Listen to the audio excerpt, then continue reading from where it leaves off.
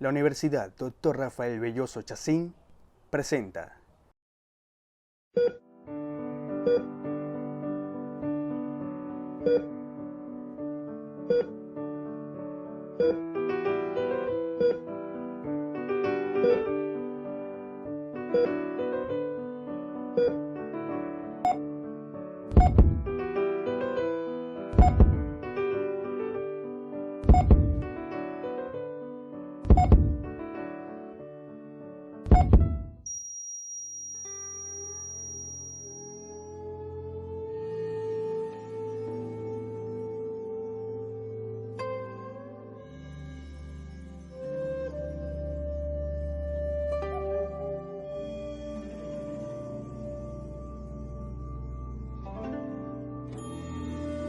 Las mujeres venezolanas siempre se han caracterizado por estar preocupadas por su imagen externa. Desde pequeñas, ser bellas es lo primero. Un país donde su primera carta de presentación es la belleza de sus mujeres. Y ellas lo darían todo por estar incluidas en esa representación.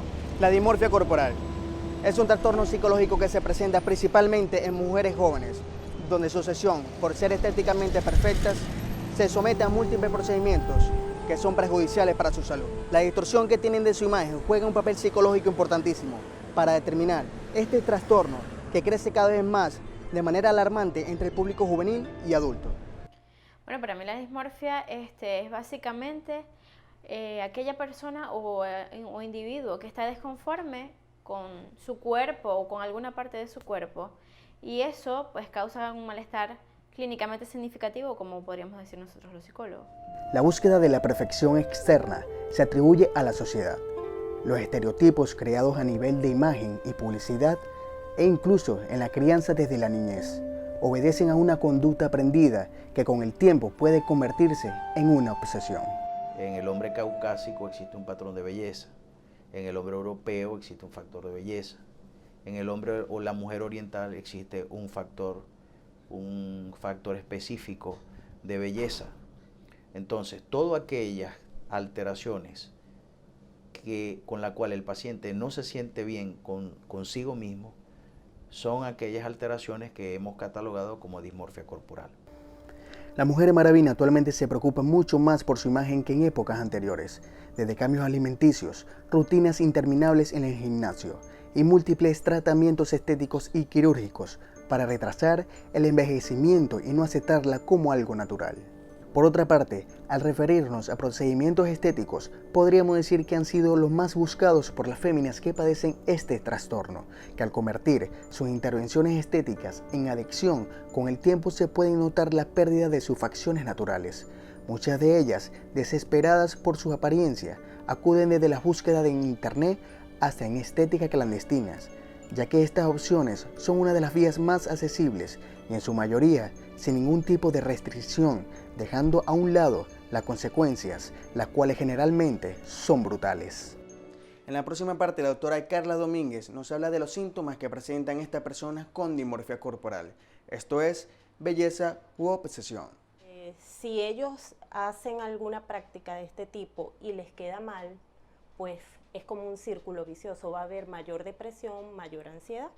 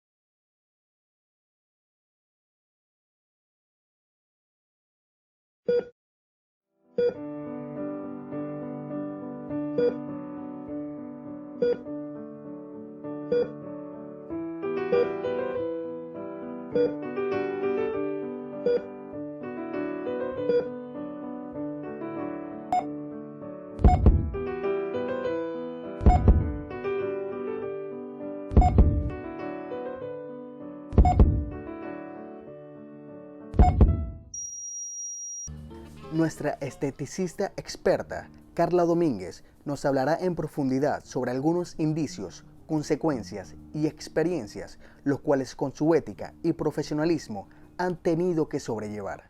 El primer síntoma que identificamos en nuestros consultorios es el lenguaje no verbal.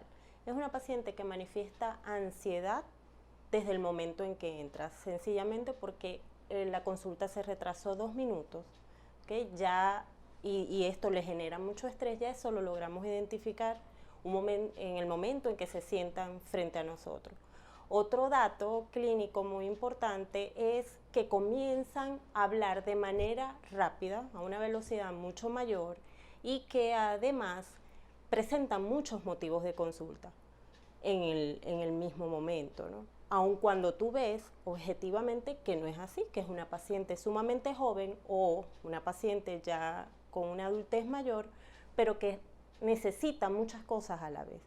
Y otro dato importante es que lo quieren todo en la brevedad posible, entendiendo que en la medicina estética no hay nada quirúrgico y que todos los cambios los vamos a ver en el transcurso del tiempo, paso a paso. Entre las características más relevantes en las pacientes con dismorfia corporal es en definitiva la inconformidad, la cual inicia desde el momento en que mirarse al espejo se vuelve frustrante, cayendo muchas veces en depresión y aislamiento social, a consecuencia del constante reproche de su imagen corporal. Ya estos pacientes aumentan su motivo de consulta, aumentan el número de consultas. Entonces es importante identificarlo, o que los médicos o el personal de salud identifiquemos este trastorno, porque ese paciente no debe ser tratado. Si ellos hacen alguna práctica de este tipo y les queda mal, pues es como un círculo vicioso. Va a haber mayor depresión, mayor ansiedad y más búsqueda de otros procedimientos que corrijan el daño que ellos han hecho. El área psicológica es sumamente importante en la detección y prevención de la dismorfia corporal. Conozcamos más de ello a través de uno de nuestros expertos en psicología. Sí, realmente es bastante alarmante, ya que la persona puede llegar a tener una creencia delirante en relación a lo que piensa de su cuerpo, y eso amerita bastante atención clínica, porque dependiendo de la creencia que tenga el paciente, vamos a ver qué tan graves sean esos síntomas, ¿okay? Bueno, afecta considerablemente, ya que dependiendo qué tan apegado esté a la realidad, ¿okay?, esa creencia que él tenga, vamos a ver qué tan grave sea ese trastorno que tiene el paciente, ¿no? Es decir, cuando está muy alejado de la realidad, ya estamos hablando de una creencia delirante, y es ahí donde amerita mayor atención clínica. Profundizando más en esta enfermedad, encontramos las cirugías estéticas, la opción, la cual podríamos decir es la más inteligente para estas mujeres, ya que en su mayoría se encuentran orientadas por profesionales calificados y mundialmente tienen cada vez mayor aceptación entre la sociedad. Existen diferentes patrones de belleza que no todos tienen la posibilidad de tenerlos, pero la sociedad, revistas y hasta en medios de comunicación vemos cómo el estereotipo ideal es ser perfectos. Por ejemplo, van a ser personas que van a ser inseguras con su cuerpo, van a tener ciertas dificultades, por lo menos para identificar lo que es real y lo que es mentira de su cuerpo, ¿okay? Por ejemplo, ellos van a tener creencias sobre su nariz. Tengo una nariz que no me gusta, es una nariz que me parece que no está acorde con mi cuerpo, ¿ok? Y eso va a tener consecuencias como conductas compensatorias. Por ejemplo, son personas que pueden ir al cirujano, hacerse mucha cirugía, hacerse tratamientos estéticos que realmente no son necesarios, porque tiene como base una creencia que no es real, ¿ok?, sino que es imaginaria. Argumentos que hacen que la población en general acuda desde edad temprana a las cirugías estéticas, ya que en su mayoría es la solución prácticamente del 80% en este caso de las mujeres que padecen dismorfia corporal.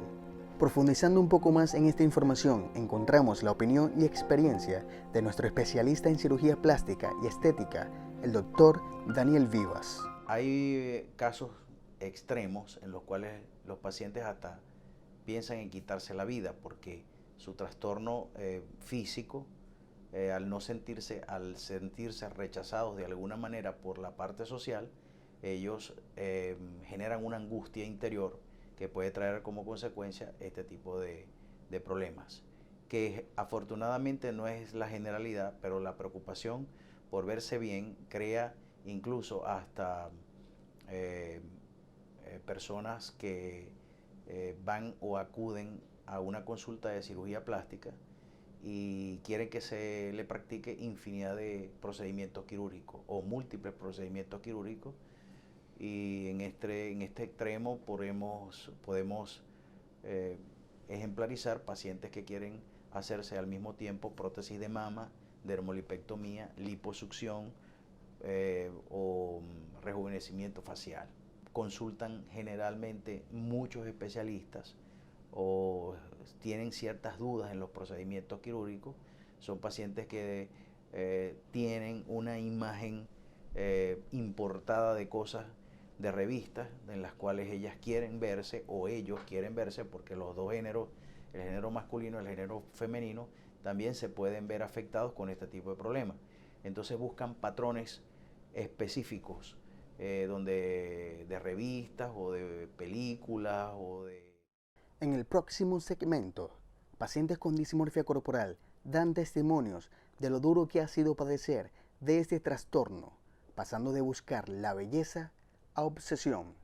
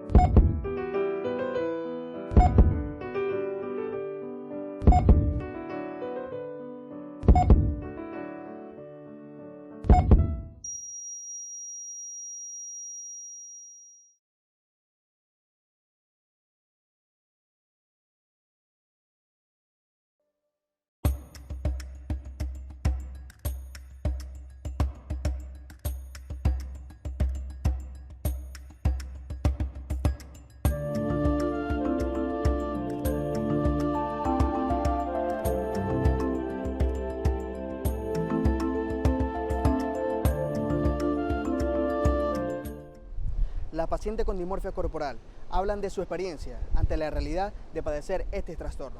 Los cambios de conducta de los pacientes con dismorfia corporal se ven reflejados en su círculo social, su manera de vestir, pensar, actuar. Todo cambia rotundamente con el fin de disimular esos defectos, en su mayoría imaginarios, que tanto daño le hace a su imagen. Desde niña, desde el colegio, siempre me miraba en el espejo y no me veía igual que las otras. Entonces pensaba que tenía que cambiar porque me hacían lo que ahora es el bullying. Pensaba que todo siempre iba a estar fea, mal arreglada, gorda. Y bueno, y desde ahí empecé con esa idea. Me fui metiendo eso en la cabeza: me tengo que operar, tengo que ir al gimnasio, tengo que hacer algo porque no puedo estar así de horrible. Y bueno, desde ahí comenzó desde muy pequeña, pienso yo. Bueno, eso mismo, me sentía fea, me sentía gorda, como que no estaba dentro de los parámetros de la sociedad. Entonces, que veía gente por aquí, gente por allá, me miraban y yo decía, no, aquí no quepo. Entonces empecé como a irme adaptando a todos esos cambios que me he hecho. La mayoría de estos pacientes pueden ser muy eufóricos con este tema o tomar como chiste el hecho de que están en un camino que con el tiempo se volverá un problema. Son adictas a ciertos medicamentos como son tranquilizantes, antipsicóticos, antidepresivos tricíclicos, porque caen mucho en el trastorno depresivo al verse rechazado o al verse que no interactúan bien con su grupo familiar. Entonces empiezan a usar una medicación para tratar de controlar el estrés que genera la dismorfia corporal. El cual, al no ser aceptado por el paciente y tratado por un profesional, se volverá en definitiva un túnel de defectos imaginarios, obsesivos, arriesgando con el tiempo, en el peor de los casos, la pérdida de sus vidas. Los pacientes con dismorfia corporal difícilmente aceptan su condición. La intervención psicológica es sumamente importante para la orientación y apoyo mental de un paciente con este padecimiento. Es alarmante porque eso conlleva a un cuadro mucho mayor. Es decir, puede llevar a la depresión, a la baja autoestima o a varias ramas o varios trastornos que se pueden desencadenar. Eso se llama trastorno comórbido. Está el trastorno de Barse, que sería el trastorno dismórfico, y una comorbilidad con otro trastorno como podría ser la depresión. Entonces es alarmante por eso, porque en realidad no es real, o sea, es imaginario lo que el paciente está presentando y desencadena otros trastornos, podría suceder. O sea, no siempre se presenta de esa forma.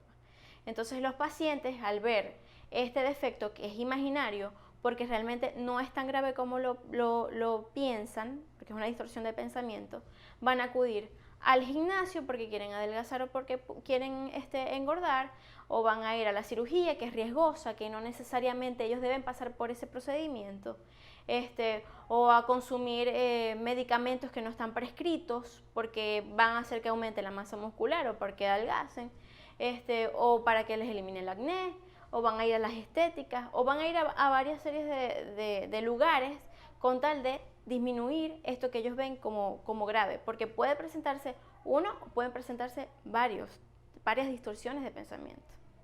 No podemos desligar un trastorno psicológico de la dismorfia corporal. Yo creo que eso es un asunto que está íntimamente relacionado, como lo dije anteriormente. Son pacientes que se encuentran afectados desde el punto de vista psicológico, de alguna manera, porque no se sienten bien consigo mismos.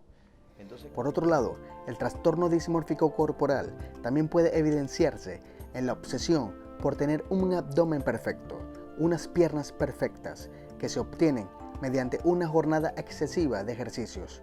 El personal trainer Giuseppe Amico habla más del tema.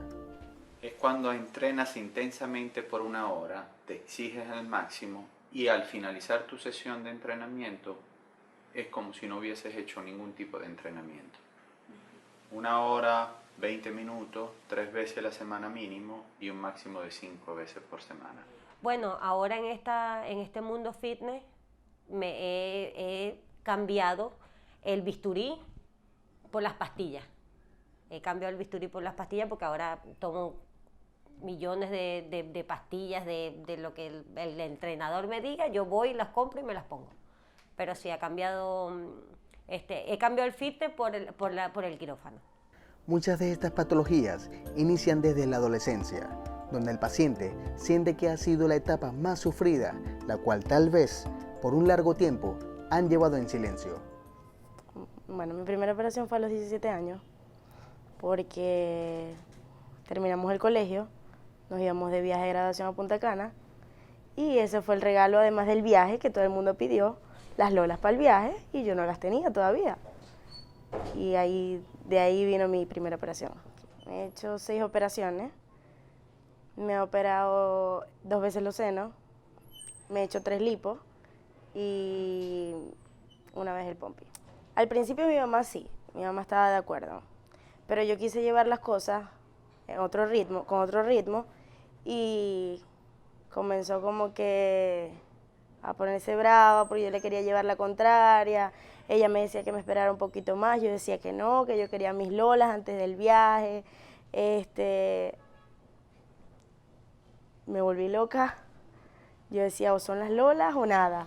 Finalmente podemos concluir que los expertos en cirugía plástica y estética son los primeros en su mayoría en notar el padecimiento de este trastorno, el cual en sus manos estará el decidir qué pacientes es apto o no para las intervenciones quirúrgicas, y aconsejando éticamente la orientación y evaluación psicológica que ayude al paciente a enfocar responsablemente su necesidad estética, en el caso que realmente lo necesite, para así llevar una vida estéticamente confortable y a la vez saludable.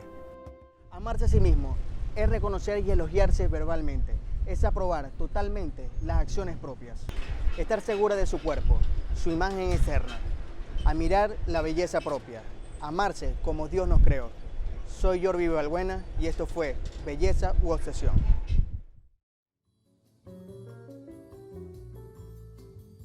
¿Cuántas operaciones aproximadamente te has hecho? Bueno, yo creo que como 12. Y el riesgo que pone uno con tantas operaciones en un quirófano, que a uno no le importa nada de eso. Uno dice, bueno, o decimos las mujeres, más vale muerta que sencilla, algo así. Bueno, yo me arriesgaba mucho con eso, bueno, pero hoy en día pienso que no debería ser así.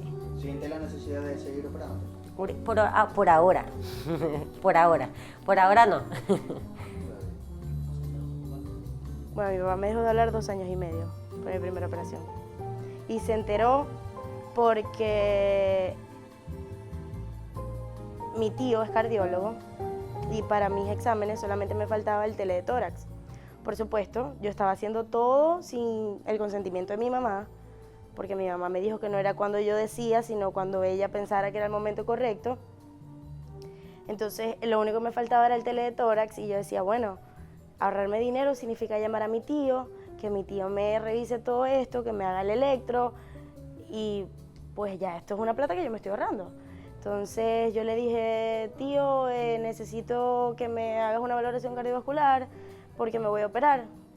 Mi tío me dice, bueno, chévere, ¿qué tal? Ven al consultorio en la tarde, me echas el cuento. Ah, porque él me pregunta, ¿qué te vas a operar, Andrea? ¿Qué te pasó? Y yo le digo, no, tío, en el consultorio te echo el cuento, ¿qué tal? Y llego al consultorio y le digo, oiga, tío, por favor, me hace todo. Y al salir yo le digo, tío, por favor, que quede entre nosotros dos. Por supuesto, apenas cerré la puerta del consultorio, le estaba llamando a mi papá. Sorpresa la de mi papá, que yo ni siquiera me operé aquí en Maracaibo. Yo ese mismo día, al salir del consultorio de mi tío, arranqué a San Cristóbal a operarme. Me operé en San Cristóbal. ¿Piensa que la dieta o el ejercicio ha frenado tu ansia por operarte? Y un poquito. Eso no lo frena a nadie. Totalmente. Eso no hay quien lo frene. Es mentira. Me quiero volver a hacer la lipo. Sería la 7ª operación. Ajá. ¿Hace ejercicio? Sí, ahorita sí. ¿Piensa que hace ejercicio excesivamente por mantenerte? No. Lo normal. Sí. Lo hago porque me gusta. Ok, ¿estás consciente que esto es un trastorno psicológico? Por supuesto. ¿Por qué? Esto le cambia la vida o sea, esto es 360 para cualquier mujer. O sea, esto es el bye bye novio de todas las mujeres, seguridad, autoestima para arriba. Piensa que te cambia totalmente la vida. Y además eso es un vicio, que no lo para nadie.